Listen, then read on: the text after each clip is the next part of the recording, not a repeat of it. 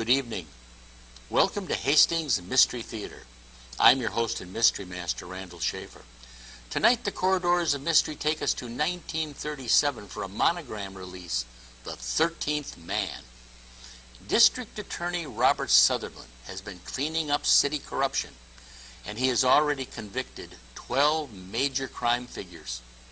Now he is running for re-election, and he goes on the radio to announce the pending arrest of a 13th gangster, but he does not say who is being targeted. Well, speculation gives him great pre-election publicity, but that night he is murdered. Two reporters investigate, and this leads to a second murder. Our lead tonight is Weldon Hayburn. He was born in Washington, D.C. in 1903 and went to law school before deciding to become an actor. At the time, the U.S. Senate had a Senator Hayburn, and tonight's star, Hayburn, Weldon Hayburn, claimed to be his nephew, and he hoped to open a few more doors in Hollywood with that. But the lie was eventually exposed, and Weldon Hayburn's acting career was over. Egos are big in Hollywood, and producers that get scammed do not forgive. If his lie had not ended his career, alcoholism would have. He died from it in 1951 at age 47. He had 4 wives in 17 years, and the longest marriage lasted just 3 years. His career was so damaged by lies and alcohol that tonight's movie is actually the high point in Weldon Hayburn's acting career. Few people saw this movie back in 1937, and today few people have even heard of it. But it's quite good, and you'll see it here on Hastings Mystery Theater right now. Let's return to 1937. Enjoy The 13th Man.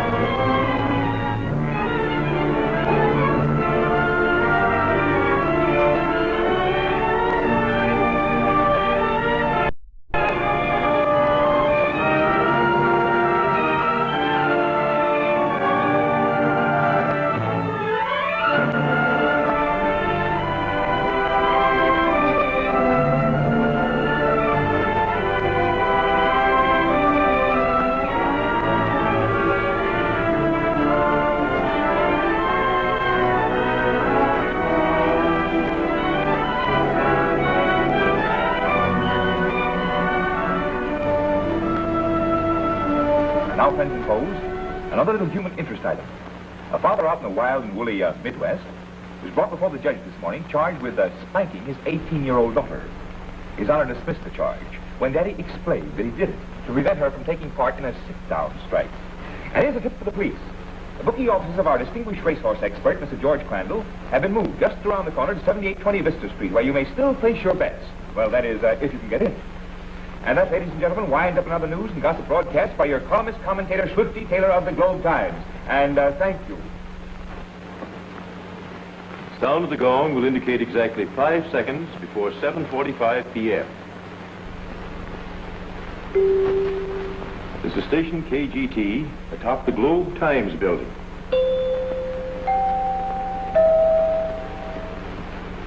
And now, through the courtesy of Bronson Bakeries Incorporated, we bring you the golden voice of that great lover of the airly, Signor Romeo Casanova, with some new love ballads written especially for him and dedicated to his millions of radio sweethearts. The title of his first number is, Then You Remember Me.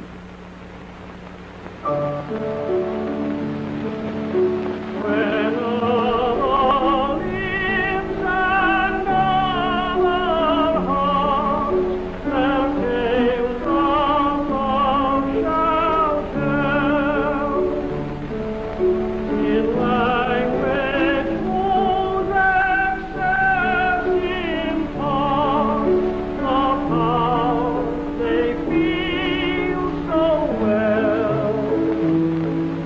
Their neighbor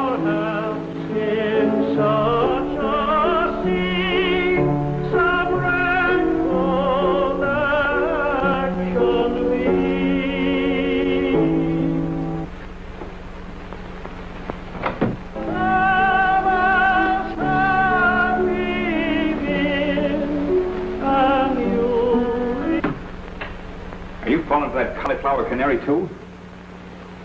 Ah, Julie, are you going to make a career out of sewing on a button? After all, Mr. Taylor, I'm your secretary, not your valet. Never mind the back talk. Just step on it. Well, I may have been wrong for years, but I've always thought that this was the office of the nation's foremost radio commentator. So he thinks.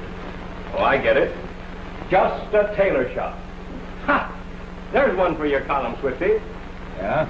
It's cracks like that from guys like you that would ruin columns like mine. You shouldn't ignore a bit of wit. What? Wit. What with? I'm ill from laughing. Well, after all, I'm only a reporter. You said it. Well, I gotta run along and turn in my story. See you at the fight, Swifty. Okay, Jimmy.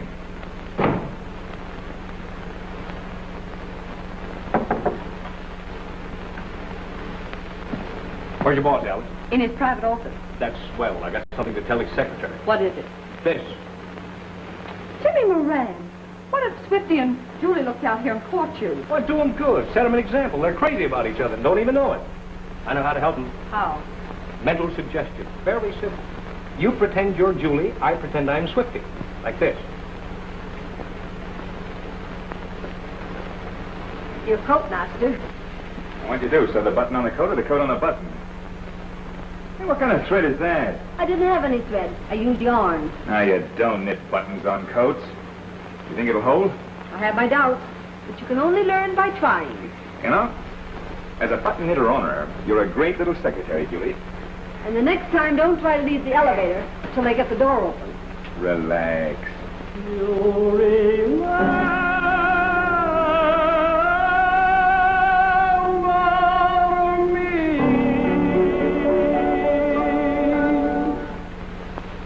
This concludes another program of love songs by Signor Romeo Casanova, the great lover of the airways, brought to you by Branson Bakeries Incorporated.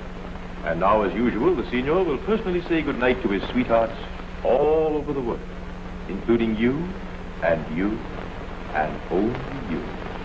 All right. Good night, sweetheart.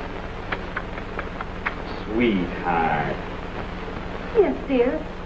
What'd you say? Oh, skip it. Ladies and gentlemen, as our city election is only a few days away, this station has impartially accorded various candidates the opportunity to use our facilities in expressing their views. Last night, Mr. Henry L. Martin, candidate for the important post of District Attorney, spoke from this station.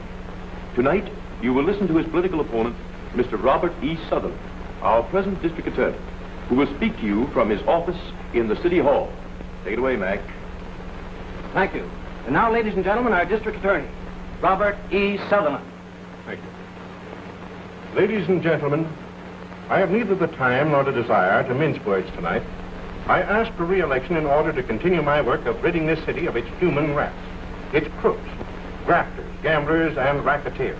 I have been relentless in my efforts to stamp out vice of every kind. As you know, already I have put behind prison bars 12 public enemies, and I am about to crack down on number 13. I'll bet the 13th man is shaking in his shoes. I wonder who he'll be. Nobody knows but the DA himself. There are a number of men who can qualify for number 13 on my list. Among them is none other than Henry L. Martin, my unworthy opponent, who wants my office for the sole purpose of turning this city over to the underworld. Wow. That guy's throwing dynamite bombs. I better see if the boss is getting this. Another who can qualify is Louis Christie, one of the most pernicious criminals in the city. Ex-druggist, former bootlegger, who has promoted himself to nightclub owner and big shop leader of vice. And also among those eligible for a prison cell is George Crandall, who has robbed our citizens of many thousands of dollars by his crooked gambling machines and phony horse race tip sheets. Still working? Oh, not too hard. Gee, I'll be so thrilled to get away from here. Thrilled? Why, a newspaper's the last word in thrills. Birth, death, success, failure. I wasn't cut out for it. I'm a homebody. Gee, I'll love it, planning for Jimmy. First we'll have a budget. So much for light, so much for gas. Yeah, I've read all that, too. From domestic science to the divorce courts. Julie. Only kidding, Alice. You've got a fine boy. But treat him like we do our bosses. Let him think. They do all the thinking. You've never been in love. Oh, I've had measles. And another possibility is none other than Dr. Randolph Gorman, whom I threw out of his job as head of the county hospital. The newspapers call his crime mismanagement. I call it graft. Cut that off. Yes, Mr. Baldwin?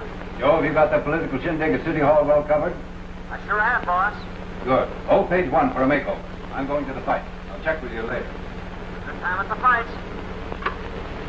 Throughout my term of office, I've been hampered in my campaign and efforts to stamp out vice and crime by many unjust and undignified attacks on me by the Globe Times and its publisher, Andrew Baldwin. Nevertheless, I will continue to fight. That's going too far. I haven't hampered him. I've helped him when I thought he deserved it. Don't let it get under your skin, boss. It's the first chance he's had to get back at you. Let's get a load of it. Yes, my friends, 13 will be a very unlucky number for someone tomorrow, because I shall go before the grand jury and start him on his way to the state penitentiary. Another good story, anyhow. See you at the fight. Right. Hey, yo. Stick around a while. I may have some work for you. How about you and I stepping out for dinner tonight? It's a miracle. I've worked for him for 6 months, and it's the first time he's invited me to dinner. Stick around till I get back. Call that an invitation? Well, it'll do until a real one shows up. Gosh. I'm going to go home and dress for the occasion. Alice, stick around till I get back. I mean, look after things. You like him a lot, don't you? Behave. He might not know me and take me to a swell place. Another miracle. The miracle will be if he remembers asking you. Don't be a possessivist.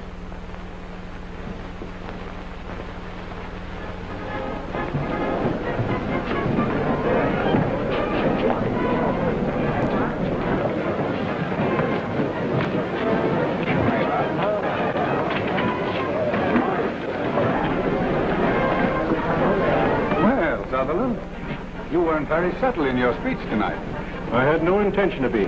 I think you'll regret that little attack on the Globe Times. You've been attacking me for months. Don't forget, Sutherland, my paper can break you. You haven't had much luck so far. Well, maybe you'd like to bring me before your precious grand jury. If I do, I'll make it stick.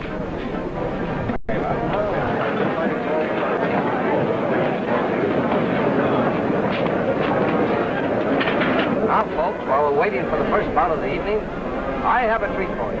Here comes Swifty Taylor of the Globe Times. How about a few well-chosen adjectives, Swifty? I have a heart, and I just finished a broadcast. Remember your duty to your public, Swifty. Come on, give. Well, good evening, folks. This is the great age we live in. Nowadays, you don't have to turn on the vacuum cleaner to get the dirt. You merely dial the radio to the voice of Swifty Taylor, which is coming to you now direct from the ringside, where the pugilists are climbing the ladder of success round by round. Folks, what a shame you can't see the look of reproval on the face of my sidekick, Jimmy Moran, also of the Globe Times, as he gives me the birdie by remote control. Well, folks, fighters here tonight aren't all in the ring. No, unless my eyes deceive me, there's Stella Leroy, that red-hot torch singer, with her imitation Ermine Cape, accompanied by Jack Winslow, that millionaire boyfriend of hers, who tosses his money around like it was confetti. And there's Fighting Bob Sutherland, our daring DA, that titanic terror of the underworld, if any. Yes, indeed, folks. Have that speech the DA made an hour ago. He reminds me of Daniel in the lion's den. All around him are the lions whose tails he pulled. A few seats away, there's Mr. Louis Crispy. He called Mr. Crispy an ex-druggist, a former bootlegger, a nightclub... Well, Louis, the DA sure got a lot off his chest tonight, huh? Yeah. Make room for a lily. What a night for big shots, folks. A few seats away from me is my boss, Mr. Andrew Baldwin, publisher of the Globe Times and owner of radio station KGT. A few seats away, there's George Crandall. The DA said that he was robbing us poor folks with his crooked slot machines and his tip sheets. Remember? And there's Dr. Gorman, a familiar fight physician who recently resigned from the county hospital, assisted by the DA, according to Mr. Sutherland's broadcast tonight. Well, folks, the fight's about to begin, so I'll turn the microphone over to your regular broadcaster who, incidentally, gets paid for it. This is the voice of Swifty Taylor, who gives you the high-up on lowdowns. Take it away, Ed. Thank you, Swifty Taylor. The fighters are coming into the ring, folks. I'll let you listen to the fight announcer. Change these seats. I don't want to sit behind the DA. What's the matter, honey? Has he got something on you? Nobody thinks he has something on everybody.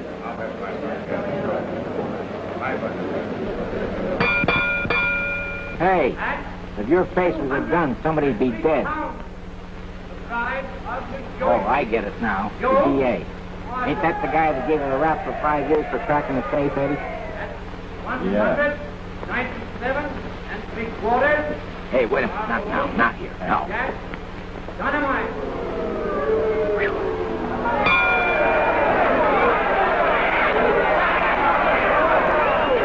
Hi, Bob. Those kids up in the gallery throwing things again. Must be baby shot. Must be pushing the pop bottle. Those kids must be reforming.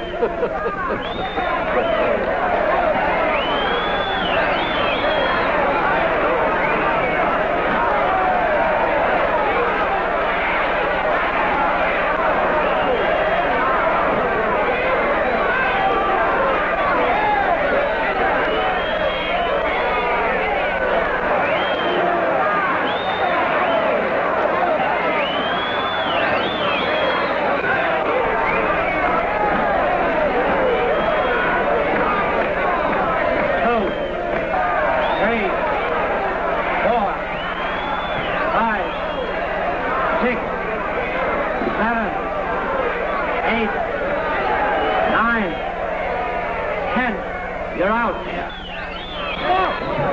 Give it up. Come on, let's blow it.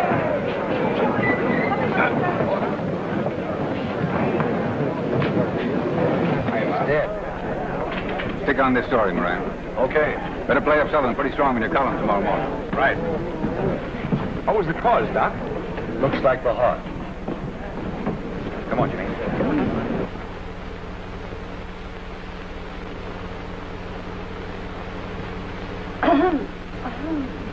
Julie. You look so pretty, I didn't know you.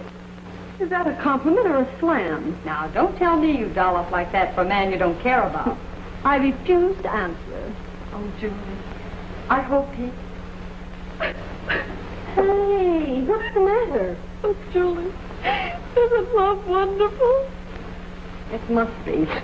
Careful. Don't splash the new furniture. Isn't Jimmy grand? He's elegant. Mr. Baldwin gave us $100 check for a wedding present. Oh, what are you crying about? Isn't that enough? I'm silly. You're sweet. Don't be late tomorrow night. You know, you're my only bridesmaid. You bet. I'll be there on time if I have to crawl, dragging Swifty by the hair.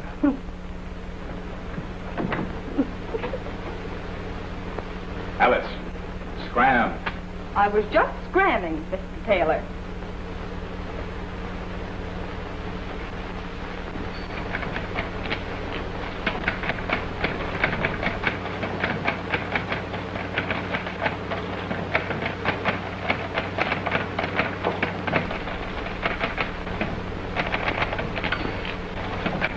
Anything I can do? No. Bob Sullivan just kicked off. Swifty. Heart attack. Where did he die? Fights. The old heart just stopped, that's all. Well, no wonder. After the way you and Baldwin and the paper have been writing him lately. All in the game. They're better with the sweet. Remember our profession. That's all, Ryan. Good night. Well, I guess I may as well go too, Tom. I phoned in everything on the story I can get. Well, it's just a case of heart failure. That's all you can say. Yeah, I guess so. Well, see you in a couple of weeks. So long, Tom. So long, Jimmy, and congratulations and good luck. She's a fine girl. Thanks, Tom. Good night. Good night.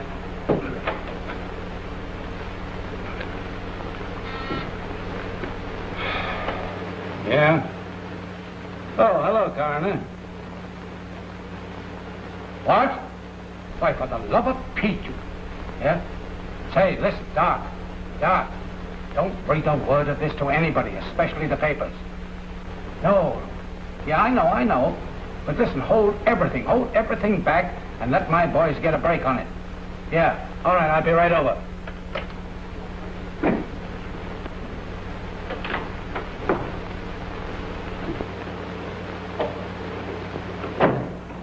Hello, Dave. Howdy, Dan. What gives out? I smell news? No, that's just formaldehyde. Sure too bad about the DA, wasn't it? It sure was. Say, can't you cops find enough trouble without hunting for it with a microscope? I'm just watching some public enemies. Why don't you pinch 'em? Wish we could. Here, have a look. Boo! What's that thing in there with the long horns and legs? One of our best friends. He helps to keep us alive and well. Well, the old so-and-so. Who'd have thought it? Well, you can have him. He scares me. Hey, you! Give me that. What is it? That's a needle dipped in curare. That's swell. Now, what's curare? That, my bright plumage pal, is the dope the little Malay headhunters put on the end of the poison darts. And very efficient, too.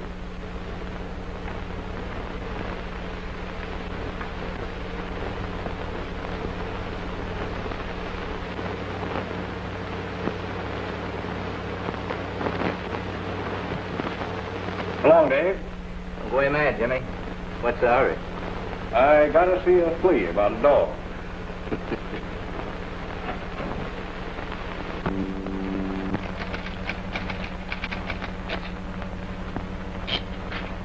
Here, read that.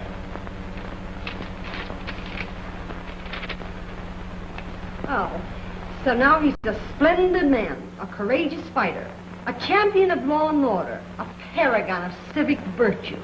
Of course he was. Then it's a wonder you in the paper didn't hand him a few bouquets while he could still smell them. Politics, my beauteous one.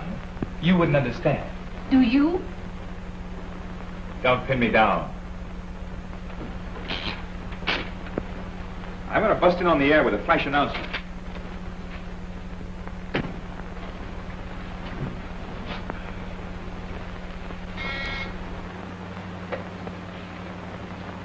Hello. Oh, hello, Jimmy. Swifty's on the air now. But I can't take him a message. Jimmy Moran, such language. Ooh. What? All right. Yes. Yes. All right, Jimmy. I'll take it right in. Dr. Randolph Gorman, the medical examiner for the State Boxing Board, who's on duty at the fights, pronounced death due to heart failure. Just a moment, folks. Exclusive. A bombshell. I've just received astonishing but authentic information. The District Attorney Sutherland did not die of heart failure. He was murdered. The broken point of a thorn, dipped in curare, a deadly poison used by Asiatic savages and headhunters, was found embedded in Sutherland's neck. Learn more details of the murder by reading the Globe Times and listening in on my next regular broadcast. This is Swifty Taylor signing off. Good night, all. Did you get that, boss? Get what? The DA didn't die of heart failure. He was murdered by a poisoned dart. I just put a flash on the air. How did you find that out? Well, Jimmy Moran phoned in. He nosed it out at headquarters. Nosed it out? Yeah. O'Hara was trying to soft pedal it. Well, we'll throw plenty of harpoons into the department about that. Yes, boss. Joe, hold everything. There'll be an extra coming up. Sutherland was murdered. Check with the city room. Right. Well, I think this calls for a little salary sweetener for Jimmy Moran. Swell, boss. He can sure use it.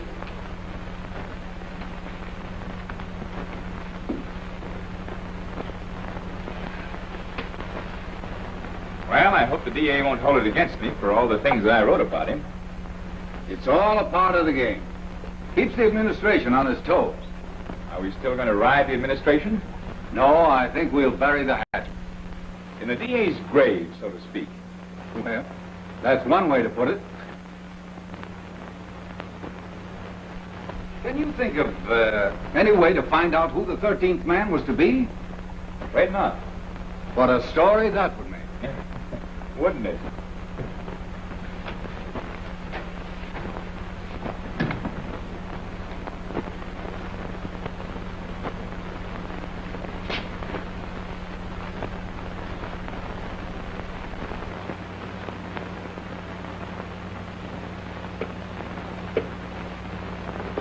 Look at my hat. What are you doing around here this hour of night anyway? Starving. Why don't you do your starving at home? Because there's too much food in the icebox. Come on, come on. I'll send you home in a taxi. You'll send me home in nothing. Then you would need a taxi. Listen here, Swifty Taylor. You promised to take me out for a bite to eat, and you're going to do it, or I'll sue you for breach of promise. Say, that's right, I remember. So what kind of a secretary are you anyway? Well, why don't you remind me? Let me take a 5 spot, will you? It's true, even when I'm talking to the moon above, my talkative conversation is you and love. I'm shouting it everywhere that I go. Oh, it's so, even when I'm talking to How's the family, Tony? She's a fine. Last week, you have an order. What do you call it? Your collar? Bungalow from Everett. How many bambinos have you got now, Tony? 13. 13? Well, that's an unlucky number this week. Oh, no, not for me, Mr. Taylor. I like it, a bambino. What do you want? I'll order later. me again. It's when I keep talking of a honeymoon to be. My topic of conversation is you and me. Sorry, I didn't bring my typewriter. What coffee king is going to be crowned? Give me a word. Slave. Crowned when his wife finds him holding hands with a manicurist, Louis Crispy's, instead of at the Palace Barber Shop. My topic of conversation is you and me.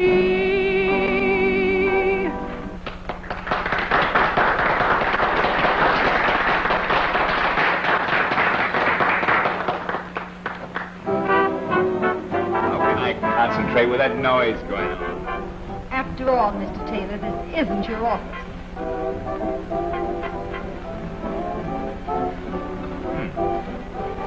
I see Mrs. William Stanton Bridges III is on a diet again. Champagne and caviar. Poor thing. Hello, Swifty. Well, Romeo Casanova. As big as life, and that's plenty big. Sit down, Romeo. Thanks, Swifty. You entertain Miss Walters. I'll see you all later. Oh, sure, anything for a friend. Do you put the feedback on here off, Miss Walters? Not yet. Do you? Sure, I just finished, and it's great. Yeah, I buy you a drink, but it's bad for me pipes. You see, I gotta stay in shape. I runs a gymnasium.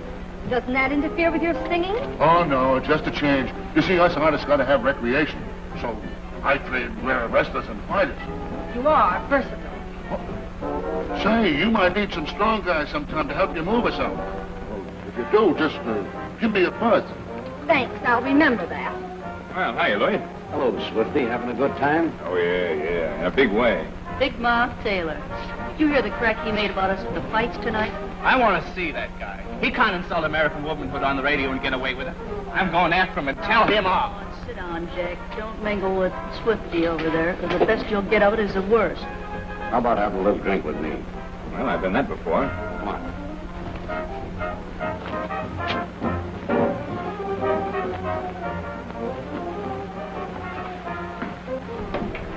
Hello, Al. Hi, Gus. Hi, Swifty.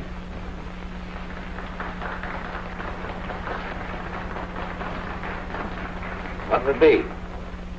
Plain water. Don't laugh.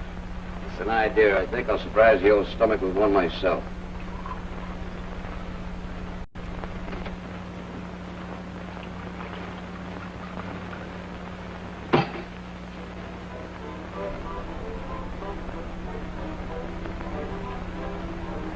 Well, here's to Bob Sutherland.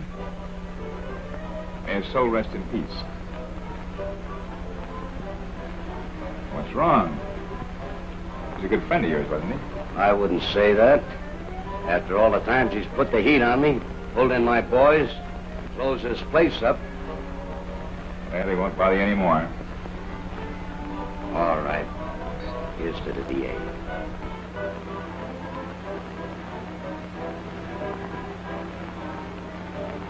Tough to kick off in the prime of life, though.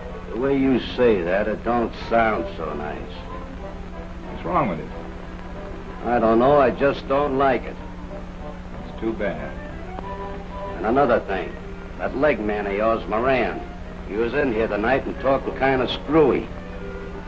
Like I had something to do with the DA dying of heart failure. He didn't die of heart failure. He was murdered. Murdered? And you'd think that I had something to do with it. He burned you in his speech tonight. You didn't waste any time getting out of the fight stadium. I'm in business, and I can't afford to get mixed up in anything like that. Forget it, Louis. Thanks for the drink. See you later. Do you want to hear how I became a great singing voice? Well, I'll tell you. Up to about 5 years ago, I had a voice like a crow. But I'm out in L.A. when I got matched with a big farmer from Iowa. Sioux City, Iowa, too. Well, I'm out of condition, see? And he gave me this. And I did something to my vocal cords, and that's how I became a great singer.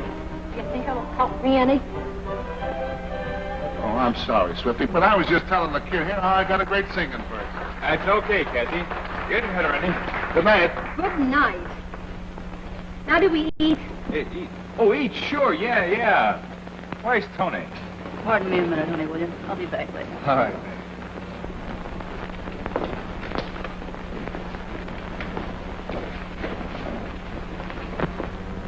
Listen, wise guy. If you know what's good for you, you lay off those cracks about me and Miss Leroy. Say, now, wait a minute, Winslow. A little publicity might build Miss Leroy up to a real attraction. Why, you... Come on, let's get out of here, come on.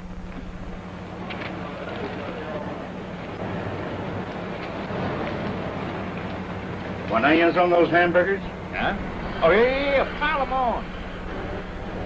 How about you? Nope. They won't mix with those champagne cocktails. What champagne cocktails? The ones we didn't have. And to think I got all dressed up for this. Joe, give me a rewrite on the election story. Jimmy, you usually have an angle on every killing. Have you got one on this? Well, just a wild hunch, Mr. Baldwin. I'm on my way to run it down now. I may even have something for the Bulldog of the night edition. And then, the big honeymoon. Good luck, and congratulations. Thanks, Mr. Baldwin. Coming to the wedding? Can't make it, Jimmy. Sorry. So am I. Oh, stop in at the cashier's office on your way out and pick up your vacation check. And from now on, your salary will be $10 a week more. Thanks again. That's swell. Here, use that. That's no good.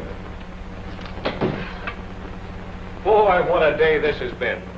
But I got a lead on the killing, Swifty. Oh, spill it. And I got a $10 raise. Boy, what a honeymoon this'll be. Whose honeymoon? Has it escaped that gigantic intellect of yours that Jimmy is getting married tonight? And your best man? Don't be a sap. He sticks on this story. You can postpone the wedding. Say, my wedding's the most important thing in the world to me, and I put it off twice now on account of you. Then once more won't hurt. Yes, it will. It's bad luck to postpone the wedding. You'll keep out of this. The only thing he cares about weddings is to make people sore by announcing them too soon. He can't announce this one too soon. Well, so long. I got a lot of stuff to look up. You stay on this story. Romantic as a turnip. I got a check for Jimmy for a couple of $100. Another one? What do you mean another one? You touched your bank account for $200 the day you found out he was going to be married. Oh, well, make it 50.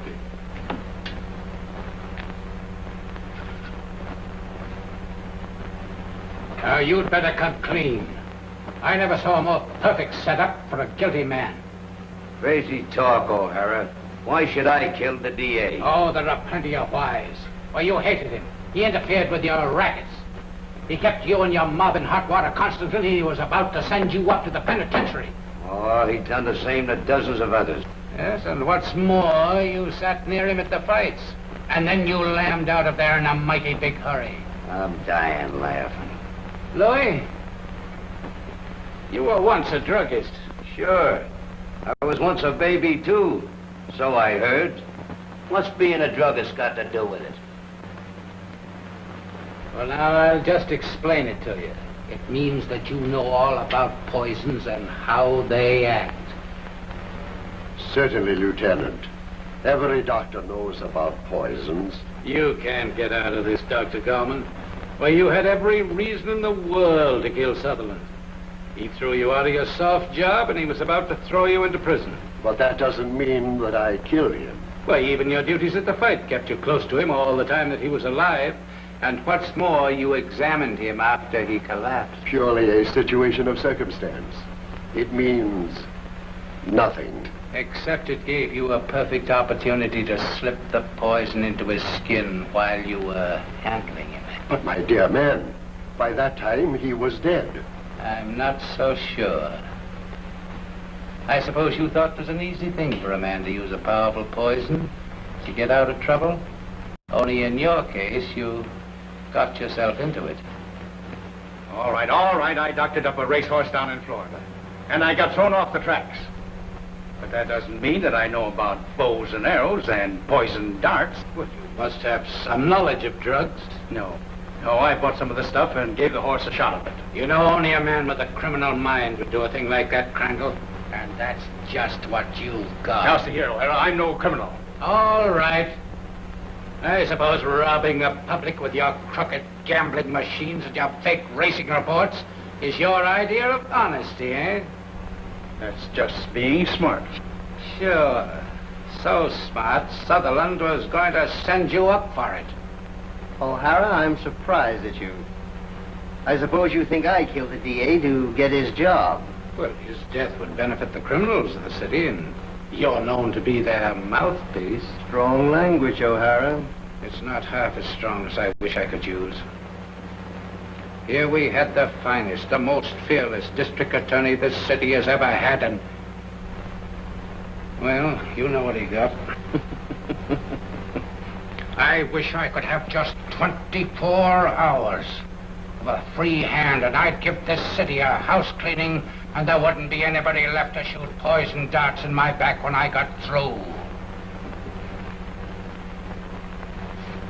Mother, oh, you're getting them all mixed up. I thought so.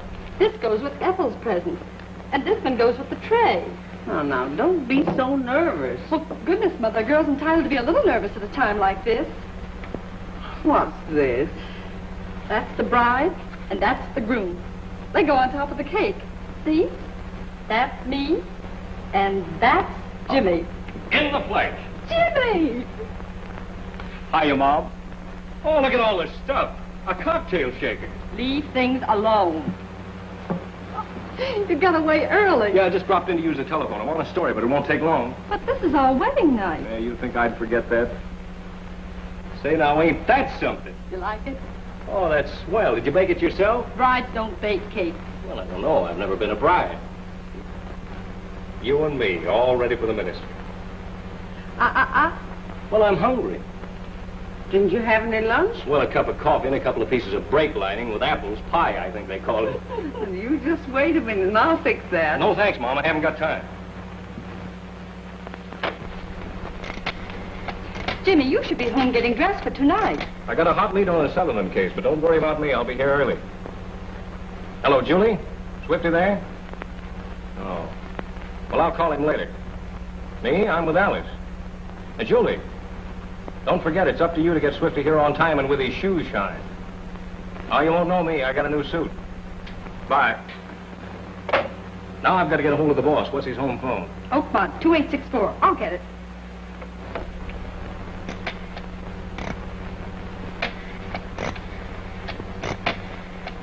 You know, you're the sweetest thing in the world. No answer. That's great.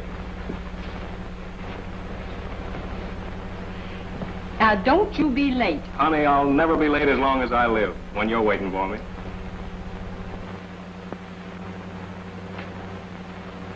Goodbye, sweet. Goodbye, Jimmy.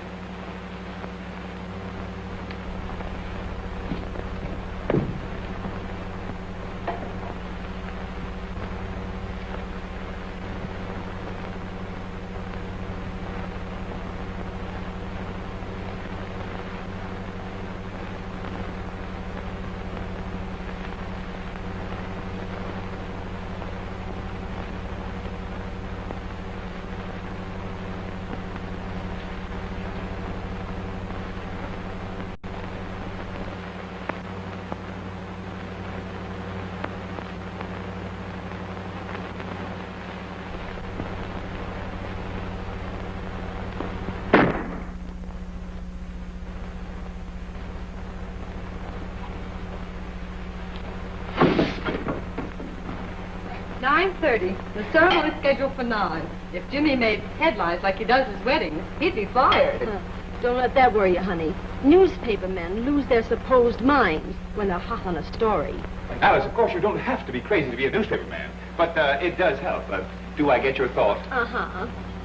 He's probably forgotten the minister and the license and gone back to bring them both. Aren't the presents lovely, Julie? Grand. And I'm crazy about this toaster. And from the office boy, too. Imagine. He thinks next to Swifty that Jimmy's the grandest fellow alive. He is. Next to Swifty. And the little bride and groom. Aren't they cute? Jimmy, what's the matter? Come on, Jimmy, pull yourself together. This is your wedding day. There. Now he's all right. That must be Jimmy and the minister now. I must go powder my face. Me too. Matter? It's going to be tough to tell you this, Swifty. Jimmy? Yeah. A couple of the boys in a radio car found his body on Madison Drive. What happened? Well, it looks like they took him for a ride. I didn't want to phone, so I came myself. Thanks, Tom. You want me to tell the little girl? Tom, this is the first time in my life that I haven't wanted to be the first with news, good or bad. I'll tell her. I've got to get back to headquarters. Wait for me. I want to go with you.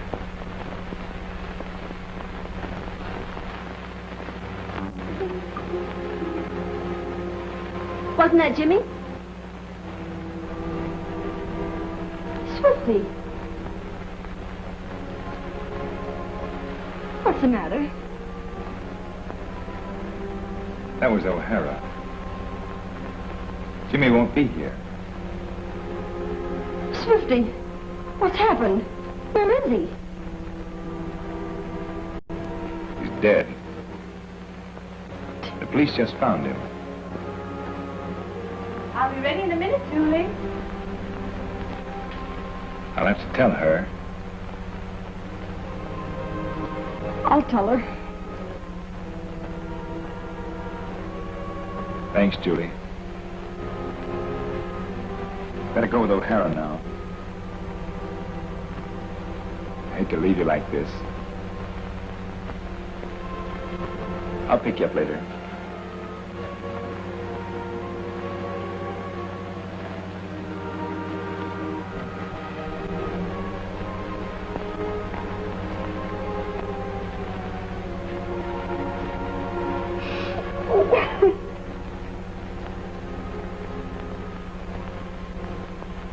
Anything yet? Nothing.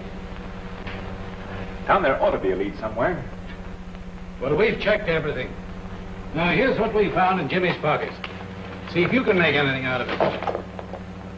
There you are. There's a watch, a wallet, tobacco pouch, pipe, cigarette holder. Tom. Married.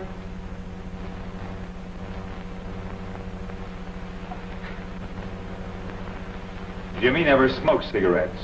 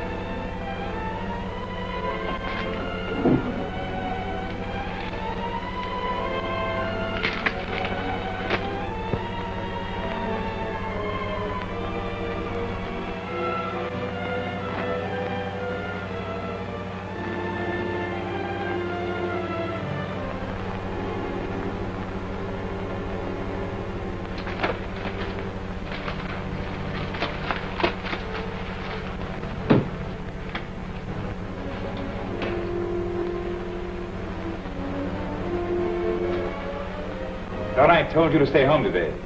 You went through enough last night. How about yourself? It's different with me. Then it's different with me, too. Thanks for the bouquet. It's just to help out an old lady.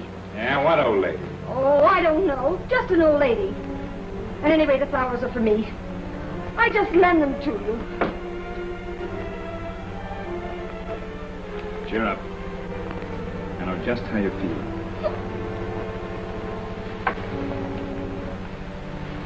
Found something in there that may give us a line on who killed him and the DA. Yes? What is it? An article written by Jimmy a couple of years ago for our Sunday magazine section about poison darts. I'm going to follow it up. But how is this going to lead you to the murderer? I don't know yet. It must have been what set Jimmy on the trail. Oh, Swifty, please leave this to the police. It's the last thing I can do for him. Yes, it might be the last thing for you.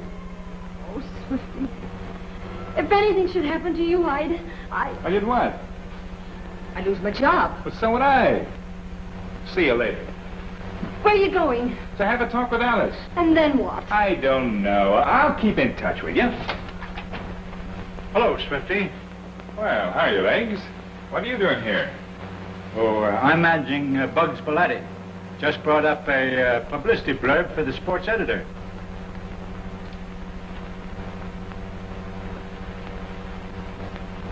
Alice? Didn't Jimmy even give you a hint as to where he was going when he left here? No, nothing. You seem nervous or worried.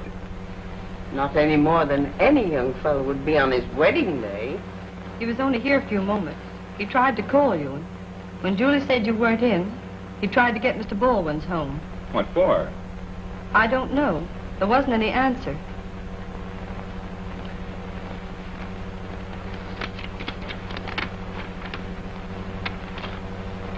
The boss told me to give you this, Alice. You're to take it easy for a while. Your job will still be waiting for you when you come back. Well, that is if you want it. Of course I'll come back. Keep your chin up, Alice. All expenses are taken care of. Thank you, Swifty.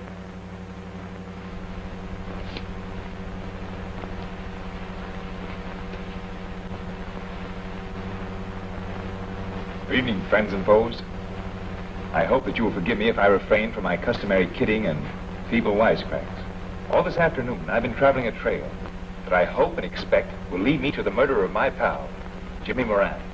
It's evident that Jimmy was at work on a hot lead when he himself met death. I'm starting to follow Jimmy's footsteps. I'm already in possession of certain facts which I am positive will sooner or later reveal the killer. I'm convinced beyond all doubt that whoever killed Jimmy also murdered District Attorney Sullivan.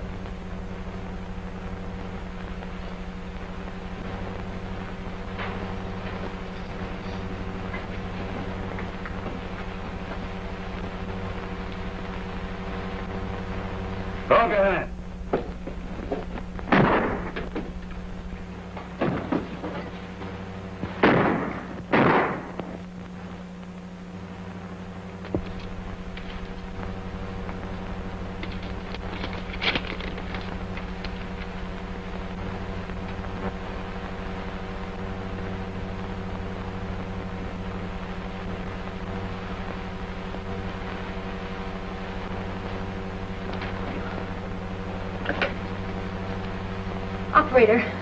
Operator, get me Casanova's gymnasium. Mr. Casanova, this is Julie Walters speaking. This is an unexpected pleasure. No fooling. What can I do for you, Miss Walters? Mr. Casanova, I want to hire 2 big husky men to act as bodyguards for Mr. Taylor. I got just the guys you want. Hey, Iron Man. Yeah. You and One Punch, come here. I got just the guys you want. They're big, they're brave, and they're brainy. Well, anyway, they're big and they're brave. I'll send them right over. So long. Say, can you 2 masterminds get over to the Globe Times building without falling through a manhole? Hey, are you incinerating that me and One Punch is dumb or something? Well, nothing like that, but say, how'd you like to earn $10 apiece? Doing what? Bodyguard. Bodyguard? Who's dead? They're both of you. Now get right over to Swifty Taylor's office. Swifty Taylor, the palooka I went 3 rounds with in New Orleans once? Nah, he's the guy on the radio. He's a crooner like Cassie. A crooner like Cassie? Get out of here. Get out of here. Why, you look as if you'd seen a ghost. Laugh that off. There's my laugh. Aren't you going to do anything about it? Yeah, forget it. I've had those things before. Yes, but you've never been in a spot like this before. A guy doing the job I'm doing is always in a spot. But after those threats you made on the radio... Oh, worrying about me? No, I'm worried about the $5 you owe me. Remind me to pay you. Go ahead and talk to the boss. Now, see here, Commissioner. This paper helped put you in office. But by Jupiter, we'll blast you and that comic opera police department of yours right out of your swivel chair, unless you start getting results. What have you accomplished on Sullivan? Nothing. Now one of my own staff is shot down like a dog. Now I want results, and I want them quick, or I'll bust this town wide open right down the middle. Well, that ought to get some action. It certainly should. Have you talked to Julie? Oh, about those death threat notes? Yeah. Well, don't you think it might be wise and lay off, as the note says? Not in a million years. Oh, I know how you feel on account of Jimmy. Listen, boss. Jimmy and my job are about the only two things in the world that I give a steam-heated hoot about. I'm going through with this. All right, Swifty, and more power to you. And I want you to know that this paper is behind you with everything we've got. But be careful. I am always careful. I'd hate to lose you. You won't. Yes? Have him come in. It's O'Hara. He wants to see you. Hello, Swifty. Howdy, Mr. Baldwin. Hello, O'Hara. Heard your broadcast last night. Guys who shoot their mouth off like that don't live very long. So I've tried to tell him. I'll shoot my mouth off plenty from now on. Yeah, I know how you feel about Moran. But you'd better let my department handle this case. And you'd better start handling it, O'Hara. Well, we're doing the best that we can. Have you really got a lead in this case, or are you just grandstanding? I'm not sure, but I'm getting warm. Yeah, so was Moran, evidently, and now he's cold. Ah, cut it. I'm going to carry on from where Jimmy left off. So you won't spill what you know, eh? Not till I'm ready. Okay. I don't hold out on you like that, though. You know who that is? Sure, that's Slakes Henderson. Well, he just came out of the clink after a stretch that Sullivan gave him for safe-cracking. Well, he's up to his old tricks again. He's the one that tried to rob the DA's safe last night. Why, I saw him in the building yesterday. He was trying to plant some publicity for his fighter. Well, we'll plant plenty on him, too, when we get him. Well, how do you know it was Henderson? Watchman recognized him. What do you suppose he was trying to get out of that safe? Incriminating evidence against Sutherland's 13th man. Of course, you know he was hired to do the job. The egg like Henderson wouldn't do a thing like that unless he was well paid for it. Then whoever's been paying Henderson must be the guy that killed Sutherland and Jimmy. Well, goodbye, Mr. Baldwin. So long. And remember, follow him every place he goes. Everywhere? Every place? Every place. But we'll liable to get pinched, ain't we? Sure. Pinched? What for? I got pinched for following that dame once. Yeah, he did. What are these? Your bodyguards. Thanks, Julie, but I can't use them. You will, too. I moved too fast for them. They couldn't keep up with me. Listen, you're going to have a bodyguard like it. I got a date with O'Hara. Goodbye, boys. Well, why didn't you follow him? He said goodbye. Oh, follow him.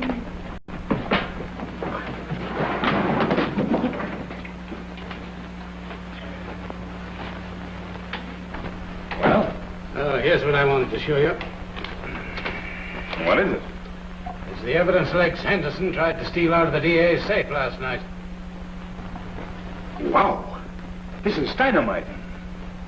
Well, there's certainly motive enough there for murder. Yes, but after all, it isn't evidence for murder.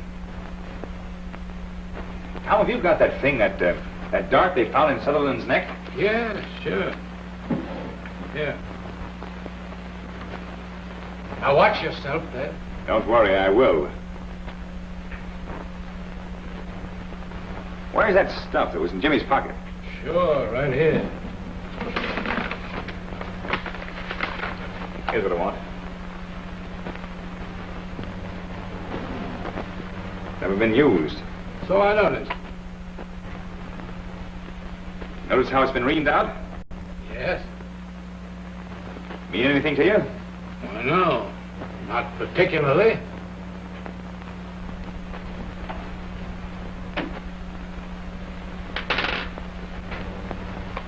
Watch this.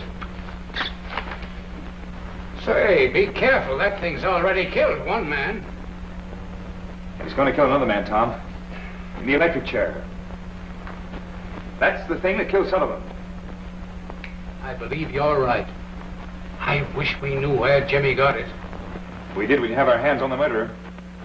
Let me take a telephone, will you? Sure. I think I've got something. I want to call the boss.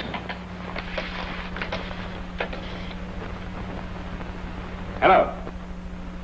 Hello, let me talk to Mr. Baldwin. Swifty Taylor talking. Oh, hello, A.B.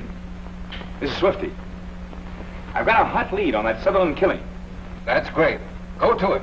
How about having lunch with me at the usual place?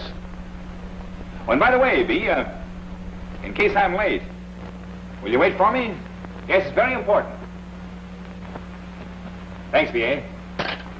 Well, Tom, I'll be seeing you. Say, now, wait a minute. Don't you think I better go along with you? Well, not just yet, but if I find what I'm after, I'll certainly need you then.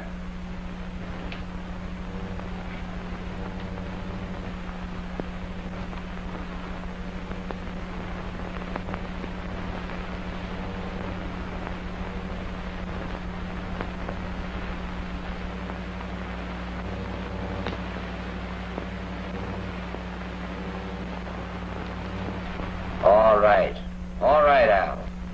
I ain't interested in how you want to do it. Hold on a minute. Why aren't you down here rehearsing? You need it. Well, I guess you wouldn't be rehearsing either if you just lost $2 million. What do you mean, $2 million? Didn't you see what that rat Taylor put in his column about me this morning? I'm not interested in Taylor's column. Well, what did he say? Listen to this. What millionaire playboy with wedding bells in his beret would tune him out pronto if he found out his nightclub canary still has a legal mate? So what? Well, so Winslow, the minute he reads it, calls me up and gives me the airs. Well, how did Taylor know your divorce from Crandall ain't legal? How am I to know? The guy picks up everything. It's about time somebody put a stop to his mouth. Maybe somebody will. Who knows? Come on, Peter, will you, Stella? I'm busy. Hello. Hello, Al. Get this. You do it my way. And if you and Gus fumble on this, it'll be tough for both of you. You understand?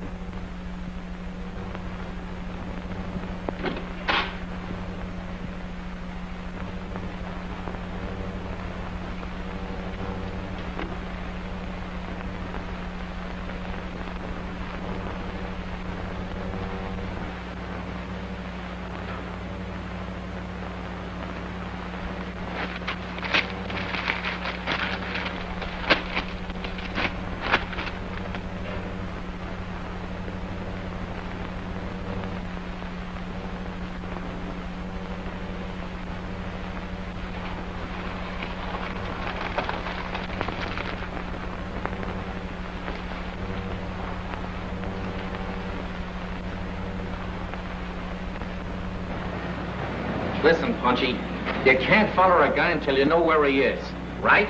Yeah, but we've been standing here for 5 hours, and my puppy's beginning to whine. So what?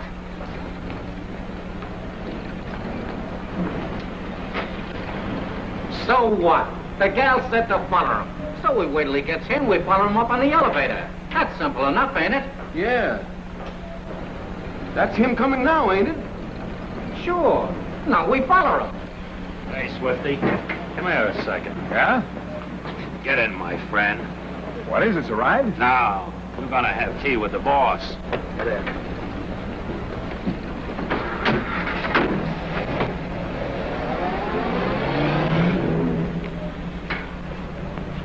What do we do now? Well, in movie pictures and books, they always jump in a taxi and say, follow that car. That's a swell idea. I'm dying to sit down. Hey! Follow that car!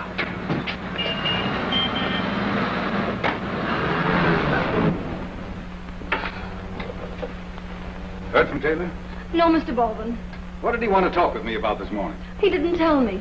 Then by chance did he tell you why he made a luncheon appointment with me and failed to show up? What? I waited over 2 hours for him, thinking every minute that he'd show up. Oh. Well, what's the matter? Oh, someone called again on the phone and threatened to kill Swifty after he gets to the microphone for his broadcast tonight. Did you try to trace the call? Oh, but you can't trace the calls from outside. I'll be in my office. Let me know the moment you hear anything.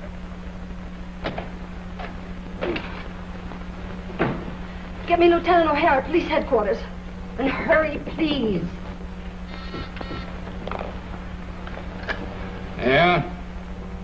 Oh, hello, Miss Walters. Why, no, he was here this morning. I don't know. Oh, yes, he was to have lunch with Mr. Baldwin. That's just it. He didn't show up. And another death threat came in on the phone. Oh, Lieutenant, you've got to do something. Don't let anything happen to him. You've got to find him, I tell you.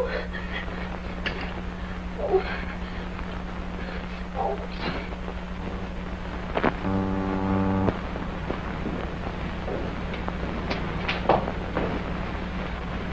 Hello, Crispy. Hello, Swifty. Nice of you to drop in.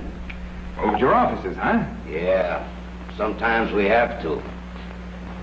Nice place for a murder. Well, I hope we won't need to have one. Look, Louis, I thought you were too smart to pull stuff like this on me. Sit down. Don't be bashful. I just been sitting. You want a little drink? You might need one. No, thanks. What's this all about? That's what I brought you here to find out. To see how much you know.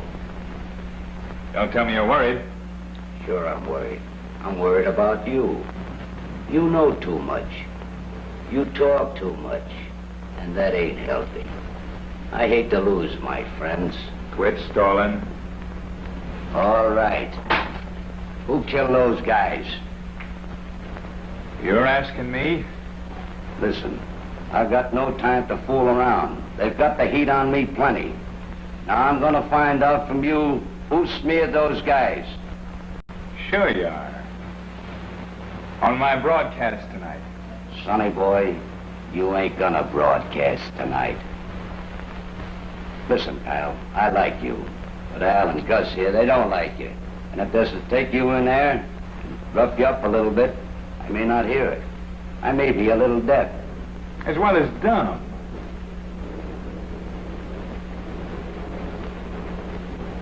You're leading straight with your chin, Louis.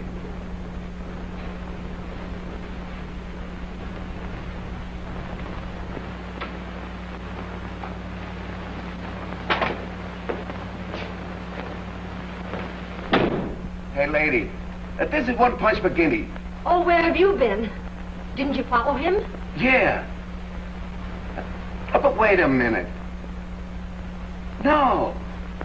Yeah. Get rid of her. Tell her he's cocked out of something. Here, let me talk to her. But look, lady, your boyfriend is stiff, plastered.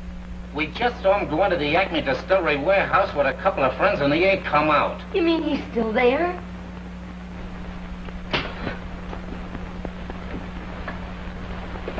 Hello? Hello? Can you imagine she went and hung up on me? Hey, boss. Can we go to work on him? Not yet. Give him time to think it over.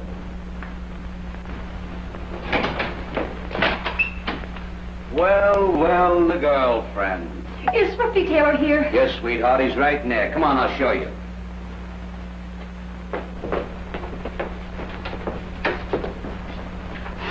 Swifty! The idea of this? Wasn't my idea, but it's pretty good.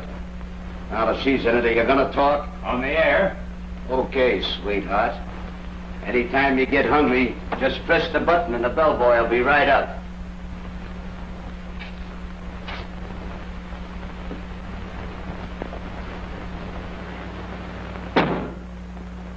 How'd you know I was here? Your bodyguards told me. They would. Now there's two of us to get out of here. Well, how did you get here? Don't ask questions. Just think of some way to get out. Why? I got the broadcast tonight. Oh, why don't you give your public a rest? Listen, Julie. Look. If I'm right, the dart that killed Sutherland belongs right in that hole. Where'd you get that? I'm going to spill that on the air tonight, too. What are you doing now? You told me to think. You don't have to make faces, do you? It's my face. I got it. Give me a match. Well, what are you doing, tricks? Never mind. Don't ask questions. Wait for my next broadcast.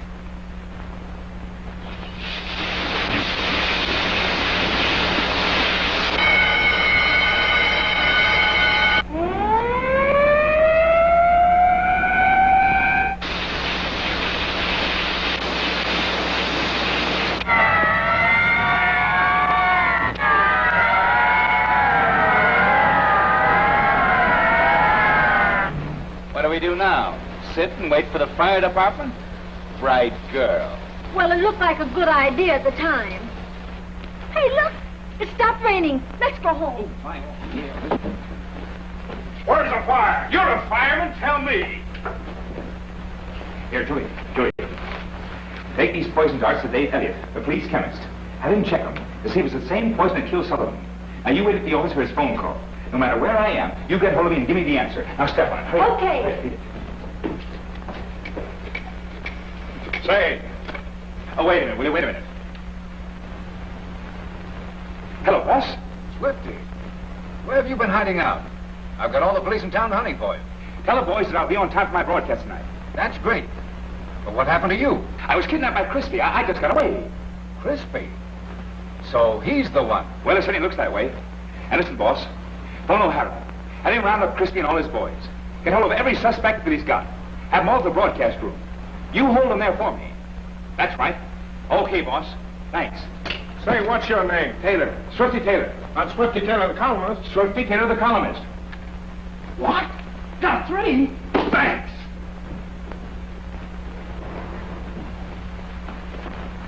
O'Hara.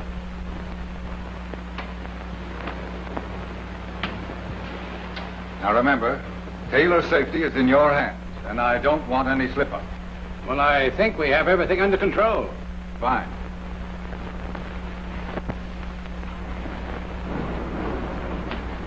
Everybody here? Yes. Everything set? I hope so.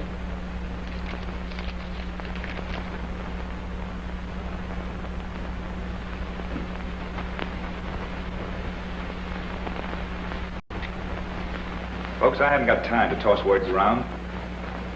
I'll tell you why you're all here, in case you're interested. At 10 o'clock, my broadcast starts. Before it's ended, I expect to fulfill my promises made to my listeners and disclose the killer of District Attorney Sutherland and my friend and associate Jimmy Moran. I'm not a detective. I'm a newspaper man. But of this I'm certain. Every one of you had more or less a motive to kill these men. Frankly, I'm not positive yet who did it. But I have a chain of evidence so strong that I think I can disclose the killer. I'm waiting now for final and definite proof. Quiet, please. Around the air in 10 seconds.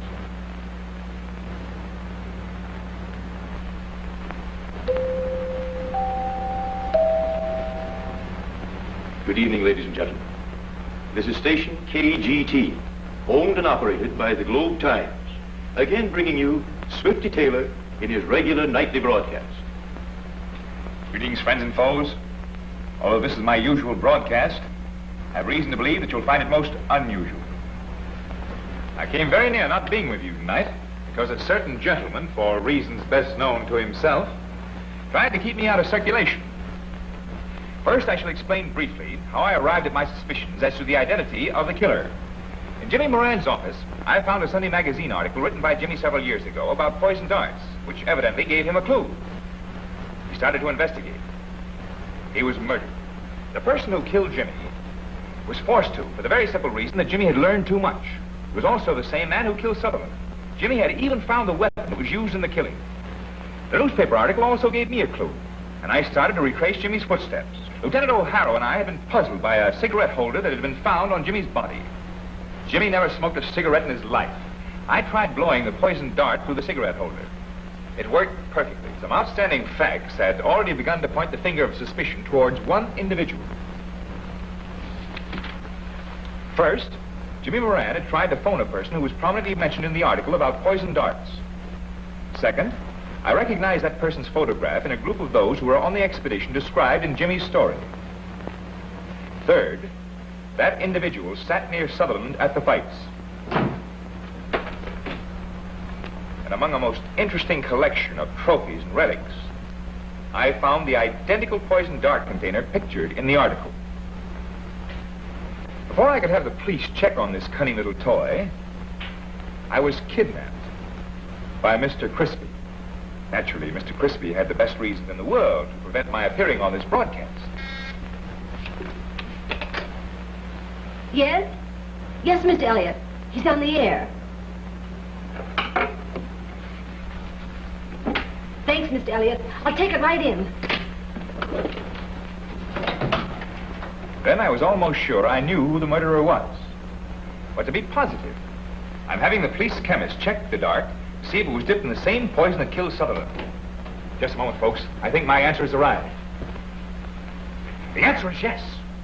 That means the murder of Sutherland and Jimmy Moran, the man whom the district attorney was about to indict for political graft running into millions of dollars a year, the man who hired Legs Henderson to rob the DA's safe of incriminating evidence, the man who waited at lunch for me today while I searched his house, and whom Sutherland was about to indict as the 13th man is...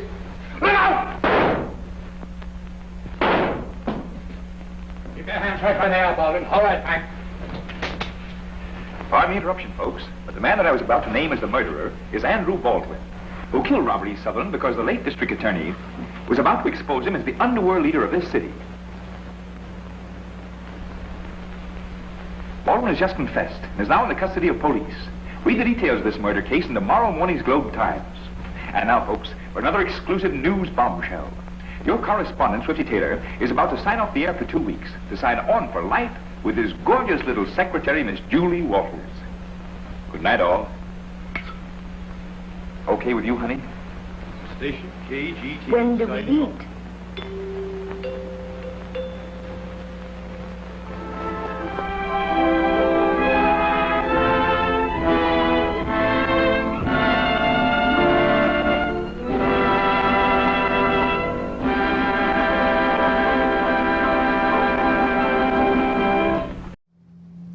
Hastings Mystery Theater is produced for the local cable channel in Hastings, Michigan, USA. We are rated as one of the best 100 small towns in America. Hastings, Michigan. Look us up on the internet. Take a look at some of the reasons we are one of the best 100 small towns in America. And maybe you'll see why those of us who live here really like living in Hastings, Michigan. And also, continue to watch Hastings Mystery Theater here on YouTube. Post your comments, like, and subscribe. Thank you.